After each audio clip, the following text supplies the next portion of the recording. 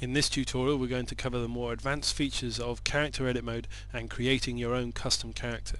Now it is advised that you do tutorial 5 basic character creation before doing this tutorial.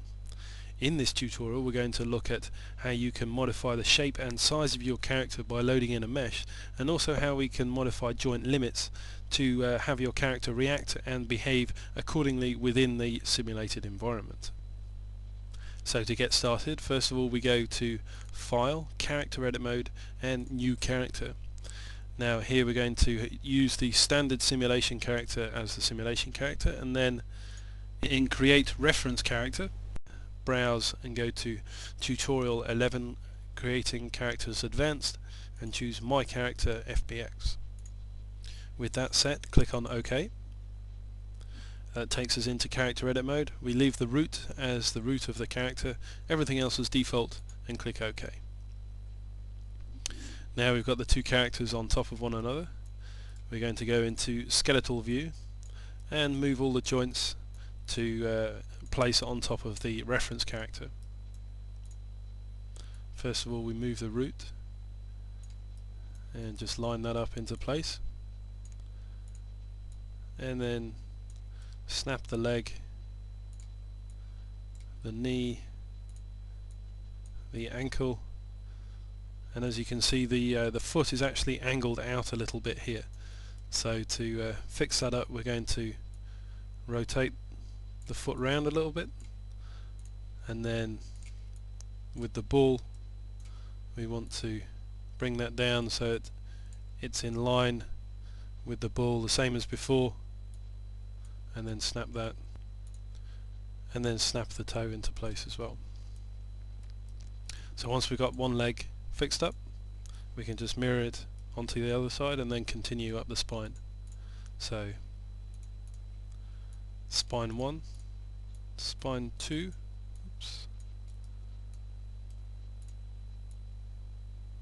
spine 3, the neck, head and head end. And now for the shoulders, you can see that there, because the back is angled backwards, the shoulders are now aiming quite far back. So when we move these all the way to the front to snap them to the shoulder joint, you can see that the arm is actually leaning backwards, and you can tell by the angle of the knuckles here. This is a hinge joint, which is represented by this spinning arrow, and that gives us an idea as to what angle the arm is set at. So what we need to do now is just rotate this arm round so that it's back to horizontal, and then once we've done that we can just snap the rest of the arm into place.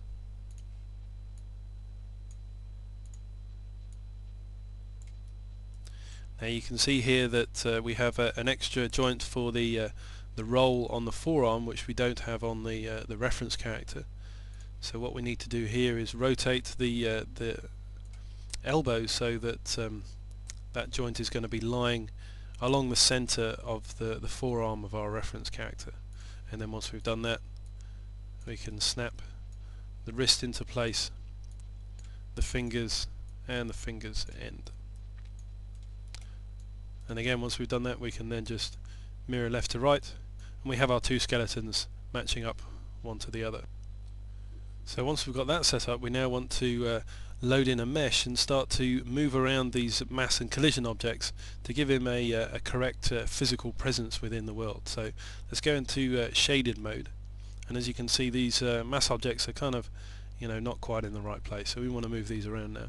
To bring the mesh in, we want to have it parented to the reference character so that when we're editing the simulation character, it's going to be frozen and we won't be able to select it. And all objects in Endorphin are parented on creation. So what we do is we select the reference character, and then we go File, Import, select our mesh, and leave all the settings as default, and click OK. And now that's brought that in and parented to the reference character. So now when we work on the simulation character, we cannot actually select that mesh. And now to tidy the view up a bit, we want to hide all the mass objects of our reference character, but just leave the mesh visible so we can then start working on the simulation character. We can do that by bringing up the node view. which is here, and then hide the reference character, and then by clicking on the icon next to the mesh we can then bring the mesh back just by itself. So I'm now working, I've got just the simulation character and the mesh viewable in the scene. So to start with, we're going to work on the feet and get those looking correct. So if we go down here, and then we can go focus on the feet, and as you can see they're rotated round a little bit. Some of them are under the ground, some of them are raised up, so we want to just level all of this off now. If we go to the left viewport and again focus in on there, we're going to rotate the ball of the foot round, the heel of the foot, sorry, and get that straight, and then move that down so that the collision objects, these ones here, the balls, are actually making contact with the ground. Again, so this one, the ball,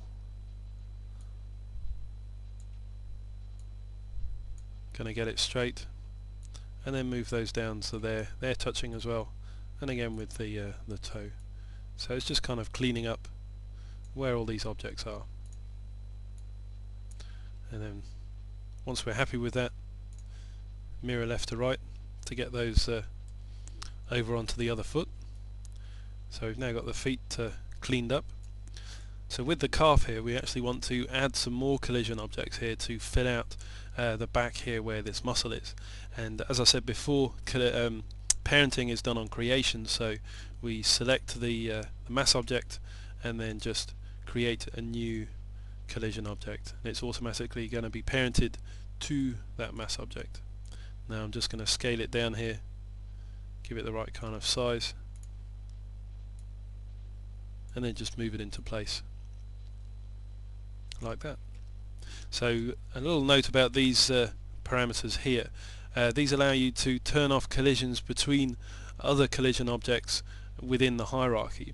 So here I don't want this object to collide with the parent, the thigh, because that's going to stop him being able to bend his leg fully round.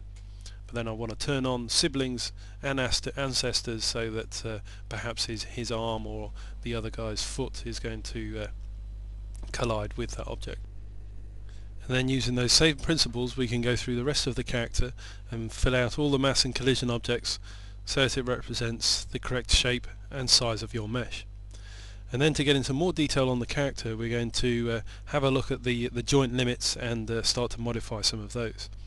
And to do that we're going to go into skeletal view, and then for this example I'm going to have a look at this inner joint. So to display the joint limits for each of the joints, we go to the node view, and then we can just turn them on by clicking on the graphic next to them underneath the joint. And here we have the joint limit and the joint limit offset. The limit is the degree to which the joint is able to move, and then the offset is the resting place of where the joint is going to be within that limit. So let's have a look there and see what we've got in the viewport. So we've got two parts here. We have the swing limit and the twist limit. The swing allows us to rotate the joint perpendicular to the joint anywhere within the cone, and then the twist limit allows the joint to twist along the axis of the joint. So as you can see here, this joint has got a bit out of place because we moved this inner shoulder joint so much to start with, that the cone has actually become out of place from the joint. So to rectify that, we can select it and then just easily rotate it back into place. And I'm going to move that down a little bit as well. Now you can also see that the twist limit, that's outside of the resting place for that limit as well. So we just want to rotate that up, and there we've got both of them sitting in the same place. And again we can just mirror that to the other side, so we've got the joint for the other side behaving exactly the same. And then if we want to modify any of these parameters, perhaps for this example we want to reduce how much this joint is going to be able to move in this kind of up and down axis here. So we can select the joint, and then here we're going to change the swing to size, and I'm just going to reduce that down, and as you can see the cone updates in the viewport to show me that, and I'm going to do that for the soft and for the hard limit as well. And again, any changes you make sure to mirror those over to the other side. You can then go through and modify any of the other joint limits that you need to on the character to get him behaving correctly within the simulation.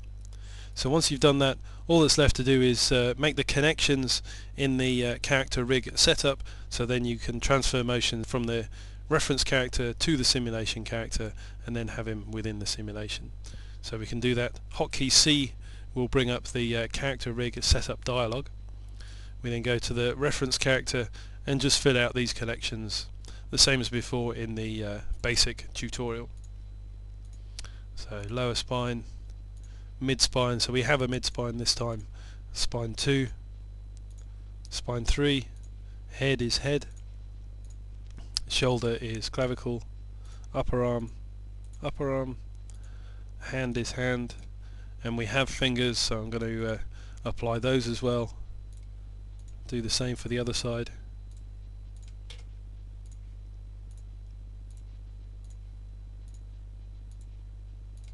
And then for the leg, upper leg, the foot is foot, and toes are toes. And again, same for the other side.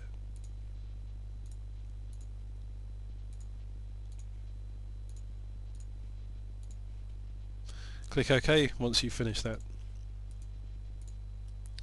So now we have our character set up, ready to take into simulation, have animations loaded onto him, take him into the simulation. He's going to perform and behave exactly how we want him to, and then we can export those animations back out again into our third-party package.